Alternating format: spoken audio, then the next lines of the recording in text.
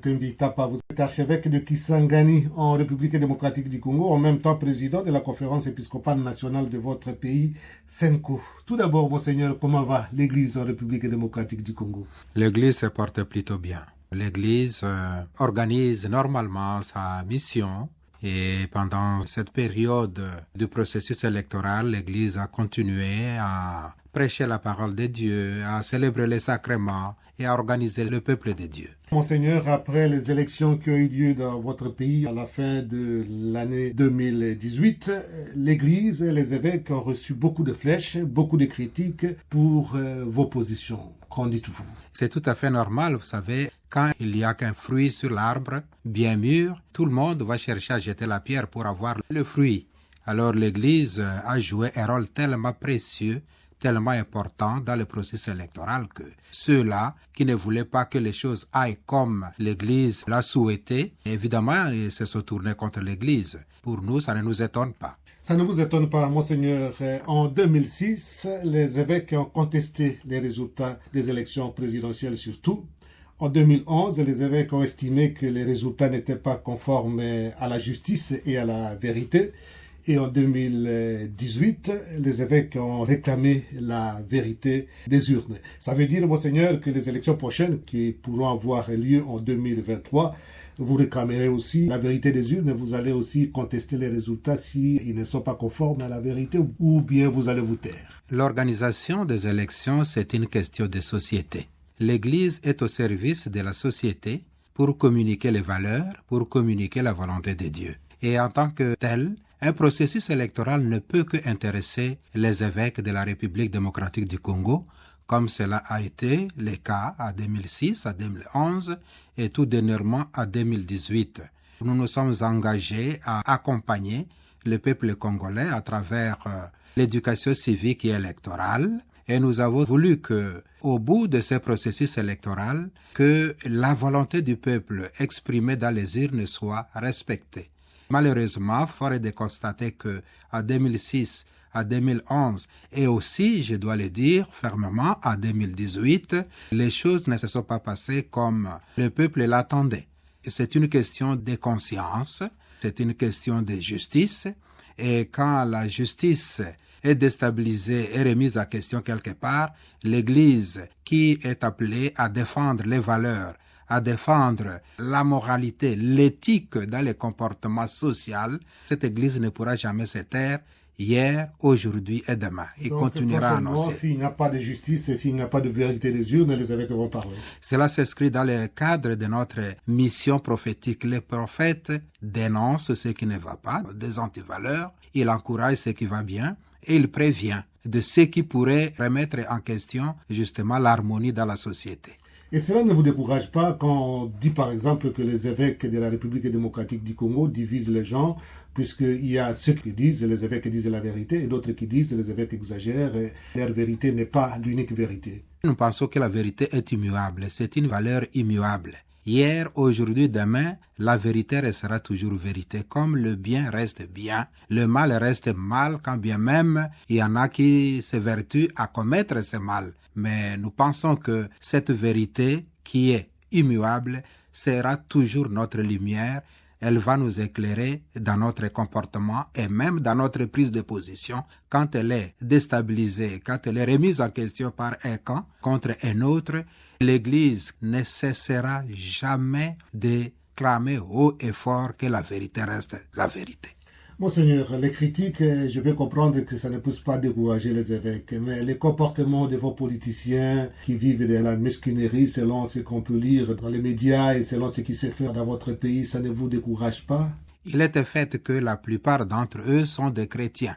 Et nous, comme pasteurs, ça nous fait du mal au cœur de voir que des gens à qui nous avons insufflé des valeurs chrétiennes, des valeurs morales, ne puissent pas en vivre, ne puissent pas en témoigner dans leur environnement familial, mais surtout dans leur environnement social.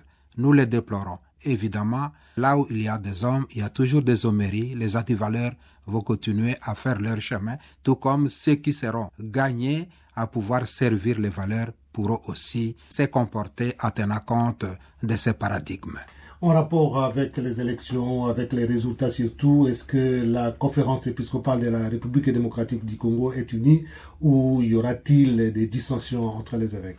Nous avons pris une position ferme, position du comité permanent de la SENCO au lendemain de la publication des résultats du scrutin présidentiel et du scrutin de la législative provinciale, plus précisément le 11 janvier. Cela a reflété la position commune. Il y en a qui exploitent par exemple la position prise par l'Assemblée épiscopale provinciale de Kananga comme ayant remis en question l'unité. Il n'en est pas le cas. C'est le lieu de le dire haut et fort que les évêques de la province ecclésiastique de Kananga ont dans leur déclaration cité nommément la prise de position de la SENCO au regard de résultats produits par notre mission d'observation, en insistant surtout sur le fait que nous, comme évêques, nous avons dit que même si les résultats publiés par la CENI sont différents des données mises à notre disposition par la mission d'observation électorale, nous prenons tout de même acte du résultat qui a été rendu public de manière provisoire, que le président qui est aujourd'hui confirmé par la Cour constitutionnelle reste président de la République démocratique du Congo. Je viens justement à ça, Monseigneur. Maintenant que la Cour constitutionnelle de votre pays a proclamé président élu, je voudrais justement profiter de votre présence dans notre studio pour savoir la position claire de la Conférence épiscopale nationale du Congo, la position des évêques à ce sujet. Devant cette réalité, il y a 3 considérations à faire. La considération d'ordre éthique, la considération d'ordre légal et la considération d'ordre pratique et je dirais même pragmatique. Sur le plan éthique, le bien reste bien et doit être annoncé.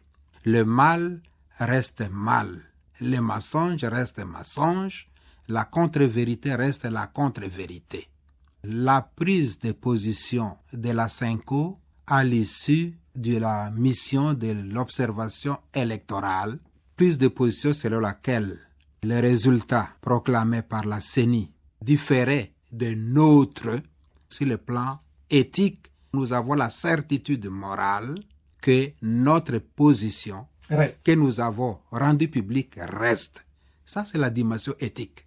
L'Église doit défendre à tout prix les valeurs éthiques, les valeurs morales immuables. Monseigneur, vous voulez être cohérent avec vous-même. Nous sommes cohérents avec nous-mêmes jusqu'au bout. Et ceux qui pensent que nous avons émis des données mensongères, qu'ils puissent les remettre en question, qu'ils puissent nous prouver le contraire avec des faits observables, avec des faits objectif. Vous voulez dire par là que la commission électorale indépendante devait publier par exemple les résultats avec des procès-verbaux de chaque circonscription, c'est ça? Exactement, pour permettre aux uns et aux autres qui sont... Exactement, comme prévu par la loi électorale, afin de permettre à ceux qui sont intéressés de pouvoir vérifier les choses pour lever les doutes. Ça, c'est la première approche. La deuxième approche est d'ordre légal. Nous sommes des citoyens congolais, au même titre que les autres fils et filles de la République démocratique du Congo. Et nous respectons les institutions prévues par la Constitution. Et pour les cas d'espèce, nous avons la Cour constitutionnelle qui s'est prononcée à sa manière. Je ne voudrais pas entrer dans les détails du moment que la Cour constitutionnelle a arrêté un verdict. Nous ne pouvons que nous plier, bon gré, mal gré, comme des loyalistes, et nous devons le faire. Et la Cour constitutionnelle a confirmé les résultats du scrutin présidentiel. Que pouvons-nous faire? Nous nous plions devant ces verdicts. Troisième approche, c'est la considération pragmatique. Du moment que la Cour constitutionnelle a statué sur la situation de manière péremptoire, la République démocratique du Congo a un président, à la personne de M. Félix Antoine Tshisekedi Tshilombo.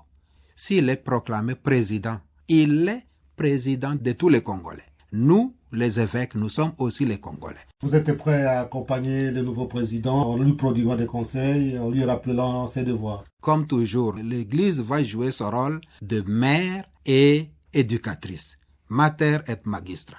Nous allons jouer pleinement ce rôle en accompagnant les institutions avec les moyens à notre disposition, en accompagnant le peuple congolais dans l'atteinte de ses aspirations les plus nobles. Pour l'avenir de votre pays, vu la situation qui est là, si je peux utiliser mes termes, ce sont des faits accomplis, vous envisagez pour le futur, par exemple, du point de vue des élections, en essayant, par exemple, de faire en sorte que la commission électorale nationale indépendante soit plus juste, que fonctionne, pour que la voix ou le vote des peuples puisse vraiment être proclamé, et puis aussi que la Cour constitutionnelle puisse rendre justice selon les lois du pays.